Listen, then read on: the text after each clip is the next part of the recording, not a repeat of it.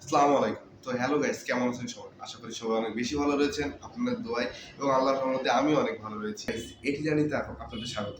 তো আজকে আপনাদের সামনে আমি এমন একটা ভিডিও প্রেজেন্ট করতে যাচ্ছি, সেটা দেখে আপনাদের গায়ের লোম খাড়া হয়ে যাবে। একটি পাখি কতটা দুর্ধর্ষ হতে পারে সেটা আপনারা দেখবেন আমার এই ভিডিওতে। তো চলুন বেশি কথা না বলে দেখে আসা যাক কি এমন ভিডিও যেটার জন্য আমি এত রিঅ্যাকশন দিচ্ছি আপনাদের সামনে। চলুন।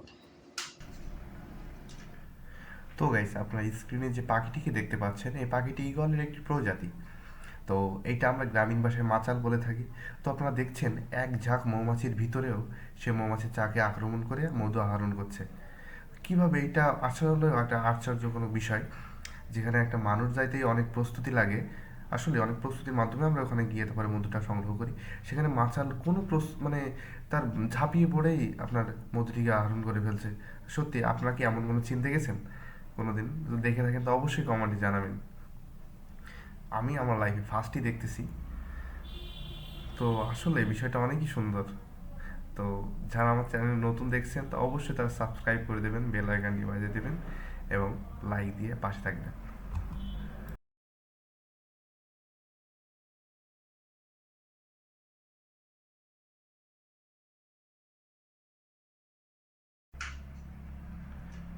তো আপনারা স্ক্রিনে যে পাখিটিকে দেখতে পাচ্ছেন, এইটা একটি ঈগলের একটা প্রজাতি। এটা আমরা গ্রামীণ ভাষায় মাছাল বলে থাকি। তো আপনারা দেখছেন মৌমাছি থাকা অবস্থায় মৌমাছি চাকে আক্রমণ করে সে মৌমাছির মধুটি খাচ্ছে। তো এটা কতটা সাহস না হলে মৌমাছি চাকে এইভাবে ঝাঁপিয়ে পড়ে তার মধু খাওয়া যায়। তো এই পাখিগুলো অনেক দুর্ধর্ষ হয়ে থাকে। তো আপনারা দেখেন বিষয়টা কেমন হয়। সত্যি অনেক ভীতকর একটা অবস্থা, যেখানে আমরা মানুষই যাইতে পারি না, সেখানে একটা পাখি কিনা একেবারে এক ঝাঁক মৌমাছির ভিতরে গিয়ে মধুটা খেয়ে ফেলছে।